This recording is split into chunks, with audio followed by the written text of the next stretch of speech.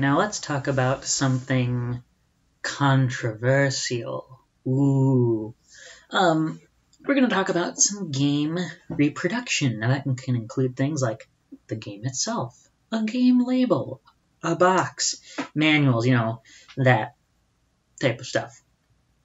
And it's funny, one of the reasons that I was thinking about this comes down to one of my inspirations for this very own show here, which is the Completely Unnecessary podcast, otherwise known as the CU podcast, hosted by Pat the NES Punk, Pat Contry, and Ian Ferguson. And obviously they have quite a bit of opinions on game reproduction, particularly because, so Pat, who's on that podcast, is a retro video game collector. If I remember correctly, he has the entire official NES library, which is like 800 some games. That's a lot. And you want the real deal piece, the real game. You don't want something that's faked, particularly in your collection. So he has a lot of opinions on that. The other guy on there, like I said, Ian Ferguson, he works at a retro game shop, and game stores can't take reproductions because they're illegal. That's one thing that we're going to talk a lot about here, is how much reproduction is illegal. Yay! But regardless, other people they have a variety of opinions on game reproduction and whether or not it is a valid cause. Now, like I said, it is still, no matter what, going to be illegal to reproduce games and sell them, but you're still going to get your Chinese bootleg games abounding, and that's not even to mention the variety of independent sellers who make reproductions of real games, which that's a super simplified explanation of how games are reproduced and what they are, but those are really the important things that we need to know here. So what do I think about game reproduction? And to me, and we're looking at this as a moral question, not as a legal question, because it's illegal. Period. There's no ifs, ands, buts. But no. Reproducing a game is illegal. But whether or not it's moral is a totally different question. Now, in general, I would argue it's really not a moral thing to do, particularly if you're talking about a modern game that's still being sold and making money. But I also don't think that that's usually what happens. And most of the time, when people reproduce their games, it's not meant to be malicious or to hurt publishers or developers. But in most cases, if there's a game that's already real and out there, don't reproduce it. I would frown upon it.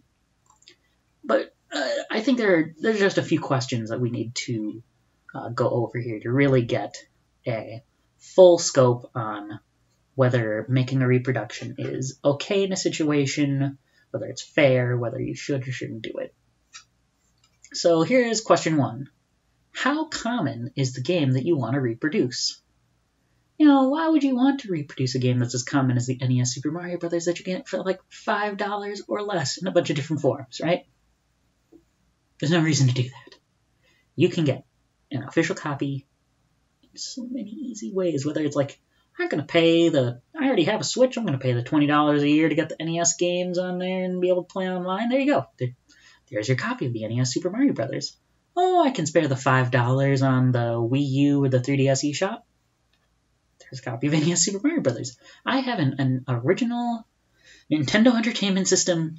I want the cartridge. And you can get it with Duck Hunt for $5 or less at your local game shop. There is literally no reason to get a reproduction of a game that's that common. Now, I could see a legitimate reason to make a reproduction of games that are very hard to find, like Klonoa Door to Phantom Isle for the PlayStation, because that game sells for $200+. But that really gets into one of the key tenets of this, which is you cannot resell that game. If you go through the effort of trying to buy it, you cannot get rid of it. It is one of the scummiest things you can do, because if you're selling your reproduction game to someone else who wants a real copy and they don't know it's a reproduction, that's not good. You shouldn't do that. Now, if you just want to play the game and have the experience of having all the stuff like the box, then I don't know, I guess you could get it. But at that point, I would argue that it would just be better to emulate the game for free or download an official copy on a newer platform that just happens to host it. So like I brought up Klonoa just now. If you really want to play it, I would and you don't want to spend $200 on an official PS1 disc, either get the Wii remake for, I think the max I've seen that is like $50 or less, or download it on the PSN store on the PS4. It's not, like, duh. There's no reason to not get an official copy of a game that already came out and is available for you. But now we get to question 2, which is really the truly interesting question here to me, which is, did the game come out in your region or in a language that you understand? And to me, this is the only reasonable scenario where purchasing a reproduction game is even remotely acceptable. Because I've actually wanted a few reproduction games, but all of those games are games that have not come out here in some way, shape, or form. So I think the one that everyone always brings up, Mother 3. I want to play Mother 3 on the Game Boy Advance. I want to play it on the GBA instead of on my computer here, because that's half the fun, is playing it on the actual system. But Mother 3 never came out in English. So I'm going to have to get a reproduction card if I want to play it on the GBA or on a DS Lite or something. Another one, actually one of the only ones I have, is Ace Attorney Investigations 2. That was a fan translation into English. And so I have a cartridge for it that I can play on the DS, which is awesome, because that's how the game is meant to be played. It's not meant to be played on a computer. It's meant to be played on the DS. Speaking of which, the Great Ace Attorney 1 and 2, or Daigyakuten Saiban 1 and 2 on the Nintendo 3DS, those ones don't have reproduction cartridges, partially because the 3DS would need to be like hacked in order to play it. So that's a lot more of a difficult sort of game to play. The F-Zero BS Grand Prix. That's not BS meaning the naughty BS. That's meaning broadcast satellite for the Satellaview, just so you know. And another one, like Mega Man and Bass, also on the SNES. Those are just a few. There's certainly other ones. I'm sure if I really thought about it, I could make a whole list of, like, here's some reproduction games I want. But the key that is true about all of these games is that they were never released in the West, much less in a language other than Japanese. But fans worked to create English patches for them. Now, I would point out that you should still, like, people who are working on these should try, if they can, to make other patches. Like, now that there's an English patch, if you know English and you know Spanish, why not make a Spanish patch for this game? Why not make a French patch? Why not make a German patch for, insert whatever game you want in that little box there. But the point is, the official games, they're just not in a language that certain people can understand. And unless you want to go through a game that is heavily based on text without being able to understand it, I would say get a reproduction copy if you want to play it on the official hardware. Because to me, like I said, playing the game on the hardware that it was meant to be played on is integral to the experience.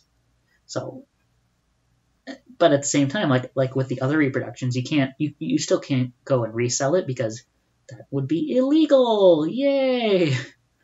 Now here's question number 3. So I'm gonna go away from the games and instead get into some of the little extras, the goodies that don't come with games much anymore, which is annoying, but it used to come with games. Things like the label, if you're talking about a cartridge-based game, or the manual. Don't get a reproduction of those if at all possible. Because the thing is, for a bunch of games, people will still sell manuals, or just the box, or again with a cartridge game, like an NES game. If your label for some reason has a huge rip on it, and that really bugs you, there is someone out there who is selling a better conditioned copy of the original game that you can find. And then there's someone who's going to take your copy with the gross label or manual or whatever you have and play it because they don't care. Like, that's one of the things about all these reproduction questions that I don't understand, is a lot of times it's just people want to play the game. And sure, you'll get weirdos like me who are like, but I have to play it on this because that's the experience, which I don't think is necessarily a wrong feeling to have. But for most people, they're going to be happy just like, can I play the game? And then they'll play the game and then be done with it. And in that case, they don't really need a reproduced copy. And again, like for people who want those extras, they are more likely to want an official copy of whatever extra thing it is. Like, why would I want someone to go out of their way to print a fake manual for me when they could, or when I could, just go on to eBay and probably buy a copy of the manual for $7 or so, right? Because I care about having the real thing. It doesn't make sense to me to get a fake copy of something because that's not part of the original experience. Now, here we go and get into the last question that I have here, which is, what's your financial situation? I know this seems like, well, that's a little bit of an odd question. It doesn't have anything to do with games, but yes, it does. If you can't afford a copy of an old game because you don't have the money for it, if you really want to play it, go ahead and emulate it. Now, that's still illegal if you don't have a copy of the game. This is my understanding, and this, I could be wrong. This could be a myth, to be fair. So absolutely do not take my word on this. And if you do tell anyone, I didn't say it, but I'm going to say it right here. If you really don't have the money and you want to play the game, it's fine. If there is a cheap way for you to play the game that you can afford, I would rather you do that. Like I said, if you can download Klonoa Door to Phantom Isle for $5 onto your PS3 or PS4, please do that. Don't, because Namco still, like, they did the work. They can get the money for the game. But if you're really in such a dire place where you don't have the money for it, don't spend $200 on the rare game. Or at least wait and save your money until you can even remotely think about purchasing it. And, I know that neither of those are really satisfying answers for what you should do. It all comes back to this concept of game preservation. Now, what is that? You might be like, oh, what do you mean game preservation? So, to me, it's better to make sure that we preserve real games and the contents that come with them. So the way that I like to think about it is, it's like with comic books, or even like with things like art, paintings. Reproduction games are like forged paintings. That's the analogy that I like to use here. Because they look the same. You get the same experience out of it, whether it's real or whether it's fake. But the people who want to make sure that the medium stays pure and preserved for future generations to see and experience will just get confused. I mean, not even that, but they won't be showing off what is really meant to be shown to, let people see this is the actual work by the real people who made the official thing for future generations, which is important. And really the only reproduction to me that is worth it, and now this isn't talking about homebrew. Homebrew is its own different topic that I'd like to talk about another time. The only reproduction that is even remotely worth it is translations. So why are they okay? If there's no other way to experience in a game that you understand, you still deserve to be able to play the game. If someone went out of their way to do the work of taking a game that you originally couldn't understand and now allowing you to understand it, why? Why not get a reproduction of it? That's the way I see it. Because if anything, the company is just going out of their way to not let you play it. I don't necessarily think Capcom made the wrong decision in not bringing over Ace Attorney Investigations 2 on the DS, because the game came out in 2011, so the 3DS came out in March, and Ace Attorney Investigations Miles Edgeworth, which came out in 2009, didn't really sell that well, so why would Capcom want to bring over the sequel when there's already new hardware to be working on? It's that simple. Why bring it over to the West then? But I still want to play the game, so if someone went through the work to make it be possible for me to play the game and understand it, obviously I'm going to go for that method. Duh. But sometimes I'll get into a unique scenario. That this rarely happens, but it's possible. With games like one of them, the one that sprang to mind immediately when I was talking about this was Trials of Mana. So for those who don't know, the games Secret of Mana and Final Fantasy Adventure are the first two games in the Seiken Densetsu series, which is just known as the Mana series in the West, by Square Enix. And for the longest time, the third game in this series, Seiken Densetsu 3, also on the SNES, was never released. But then in 2019 at E3, Square Enix just suddenly dropped the Collection of Mana, which included an official translation of Seiken Densetsu 3 for the first time as Trials of Mana. And just so you know, Square Enix is also remaking the game for Nintendo Switch and PlayStation 4. It is going to be released on the 24th of April 2020, so pretty soon here, actually. And in this situation, if you're getting into the rare case or something like that happens where the company suddenly decides, oh, that game that we never brought to the West a long time ago, let's bring it out. Or even like another example, I think about Mother 1, the original Earthbound, and the Nintendo was never, like the Nintendo Entertainment System, NES was never released here, but then Nintendo in 2014, I'm gonna have to, let me check that right now just to make sure I have it right. This is a date that I care about making sure is accurate. Earthbound 2015, so Nintendo released Earthbound, it was colloquially known for a while as Earthbound 0. But Nintendo released it as Earthbound Beginnings to the Wii U's Virtual Console in 2015. It's the same game as what you can play if you get a Reproduction cartridge, but there's an official method, like I've said many times throughout this segment. Please go with the official one. And that's the pretty simple situation to me. If you already have the fan-translated copy of a game, you can sure keep it.